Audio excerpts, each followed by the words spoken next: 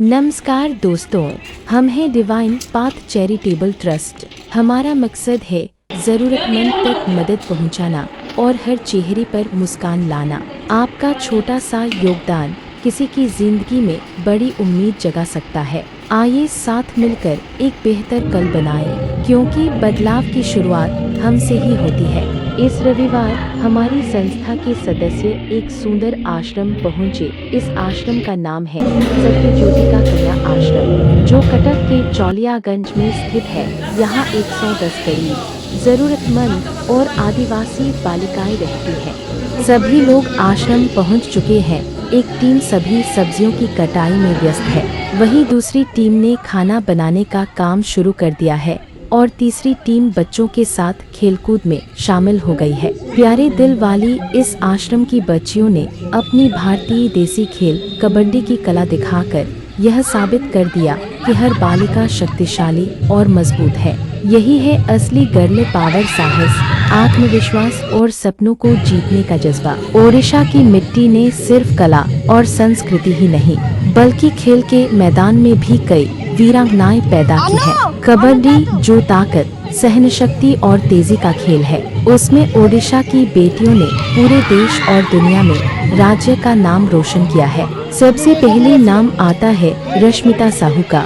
जाजपुर जिले के एक साधारण गांव से आने वाली रश्मिता का बचपन संसाधनों की कमी में गुजरा, लेकिन खेल के प्रति जुनून और मेहनत की बदौलत उन्होंने 2012 में महिला वर्ल्ड कप के लिए भारतीय राष्ट्रीय कबड्डी टीम में जगह बनाई। वो उस समय की एकमात्र ओडिया खिलाड़ी थी जिसने टीम इंडिया का प्रतिनिधित्व किया। उनके गांव की गलियों से लेकर इंटरनेशनल स्टेडियम तक का सफर आसान नहीं था। कभी मैदान की कमी, कभी खेल किट के लिए पैसे की कमी, लेकिन इन मुश्किलों को उन्होंने अपने सपनों के आगे कभी दीवार नहीं बनने दिया। इसके बाद आती है जयश्री स्वेन और भीमा बराड़ा। इन दोनों खिलाड़ियों को ओडिशा कबड्डी एसोसिएशन ने अंतर्राष्ट्रीय स्तर पर कबड्डी खेलने और राज्य को गौरवान्वित करने के लिए सम्मानित किया है। इनकी मेहनत और खेल के प्रति समर्पण ने यह साबित किया कि ओडिशा की बेटियां सिर्फ भाग नहीं लेती, बल्कि मैदान में छा जाती हैं। इन बेटियों की सफलता गांव-गांव की छोटी बच्चियों के लिए एक प्रेरणा है कि चाहे हालात कितने भी कठिन क्यों न हो, अगर इरादे मजबूत हों तो कोई सपना अधूरा नहीं रहता। आज जब भी कोई ओडिया लड़की कबड्डी के मैदान में कदम रखती है, तो वो सिर्फ एक खेल नहीं खेल रही होती, वो अपने राज्य की उम्मीद, अपनी माँ की दुआ और अपने गांव का सपना लेकर खेल रही होती है। और उनकी हर जीत ओडिशा के हर दिल में गर्व की लहर भर देती है।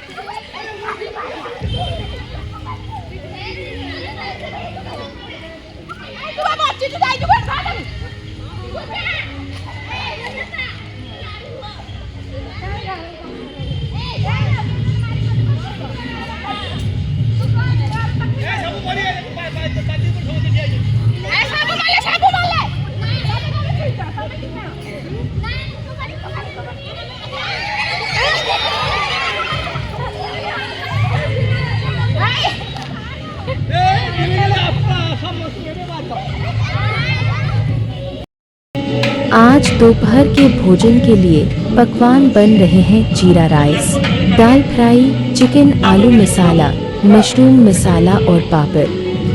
पिछले लगभग 8 वर्षों से हर रविवार हमारे संगठन के सदस्य विभिन्न अनाथ आश्रम, वृद्ध आश्रम, कन्या आश्रम, उपेक्षित गांव, नशा मुक्ति केंद्र और सड़क किनारे रहने वाले गरीब बेघर लोगों के पास पहुंचते हैं। हम अपने हाथों से भोजन पकाकर उन्हें बांटते हैं, और जो भोजन हम बांटते हैं वही उनके साथ बैठकर हम भी मिलकर खाते हैं।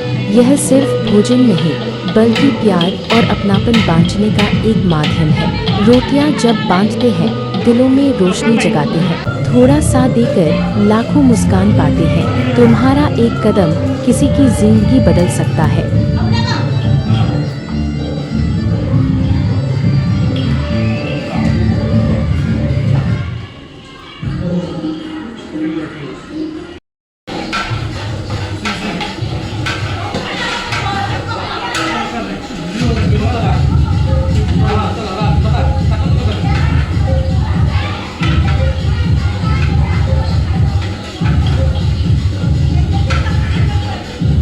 खाना बनते बनते बच्चों के साथ कुछ और खेल भी खेले गए, जिनमें उनकी मानसिक क्षमता को मजबूत करने वाला एक शानदार खेल था, जिसका नाम है माइंड जंपिंग।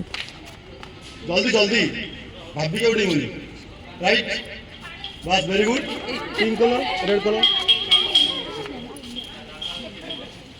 लेफ्ट जल्दी भी फास्ट है ना जल्दी राइट तुम पछू पड़ा पूरा साथ आंख पकड़ पड़ा लेफ्ट राइट लेफ्ट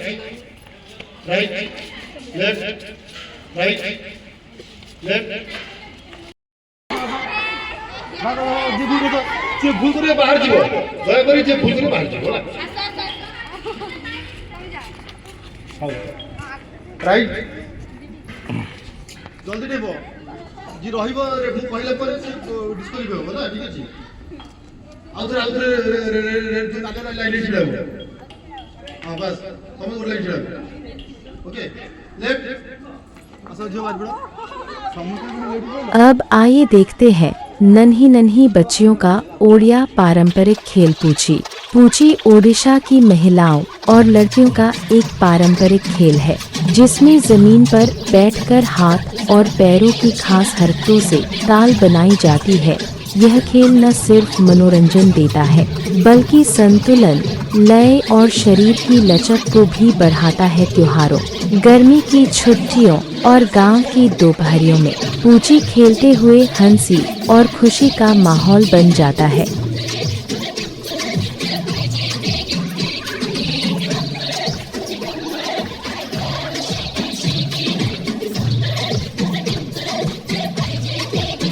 नन्हे नन्हे बच्चों के अनुरोध पर उनकी पसंदीदा ओडिया संगीत पर सभी ने मिलकर नृत्य किया, हंसे, गाए और खूब मनोरंजन किया। ओडिया पारंपरिक संगीत ओडिशा की समृद्ध संस्कृति और इतिहास का जीवंत प्रतिबिंब है। इसमें लोकगीत, भक्ति गीत, जनपदों के त्योहारों और जीवन की कहानियों को सुर और ताल में पिरोया जाता है। मृदंग, ढोल, बांसुरी जैसे वाद्य यंत्र इसकी पहचान है और इनकी धुनों में गांव की मिट्टी की खुशबू और लोगों की भावनाओं की गर्माहट महसूस होती है।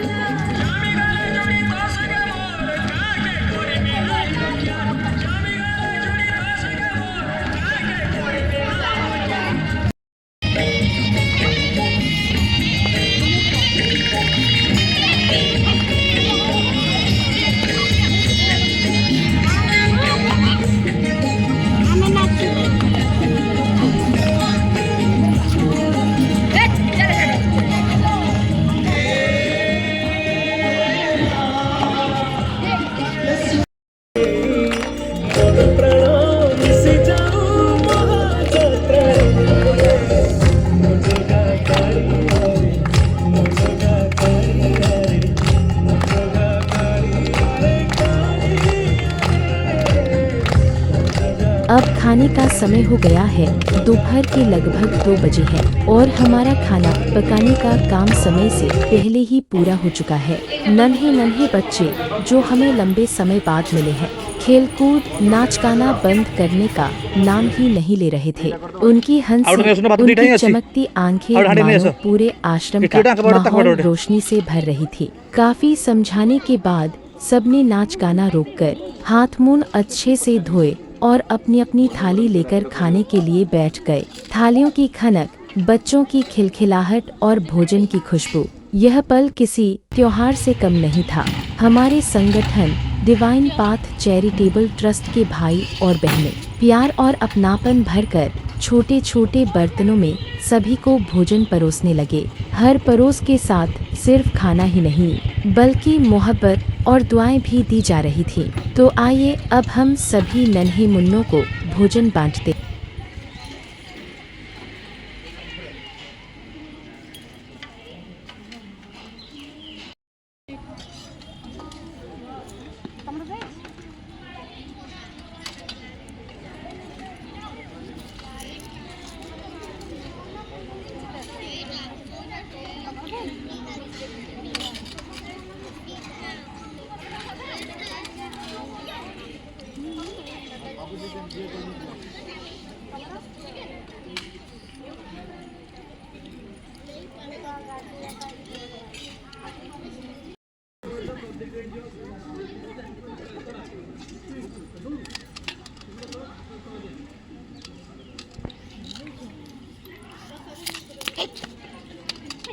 ଖାଇଲେ ପିଲେ ପଛେ ମାଗିବ ହେଲା ମୁଁ ଆଗେ ଦେଇ ଯାଉଛି।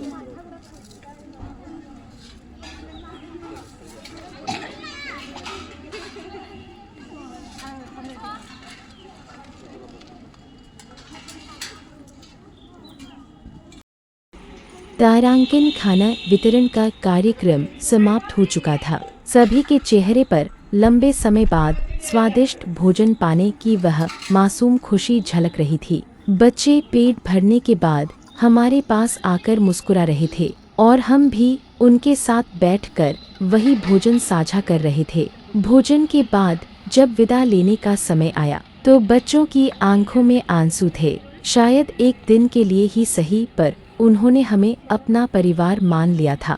हमने उन्हें वादा किया, बहुत जल्द हम फिर आएंगे, फिर हंसी होगी, खेल होगा, नाच होगा और ढेर सारा स्वादिष्ट खाना भी। डिवाइन पाथ चैरिटेबल ट्रस्ट का यह रविवार का कार्यक्रम पूरा हो चुका है और हमें उम्मीद है कि यह पल आपके दिल को भी छू गया होगा। अगले रविवार एक नए आश्रम, एक नई मुस्कान और एक नई कहानी के साथ हम फिर मिलेंगे।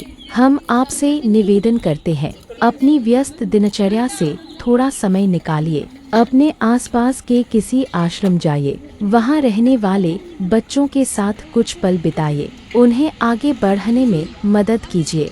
यकीन मानिए, मंदिर, मस्जिद, गुरुद्वारा या चर्च में जितनी शांति मिलती है उससे कहीं अधिक सुकून आपको इन जीवित भगवानों की सेवा करके मिलेगा। तारांकन कभी कभी किसी के आंसू पहुँच देना सबसे बड़ा पूजा पाठ बन जाता है। जहाँ मासूमियत मुस्कुराती है वहीं असली भगवान बसते हैं।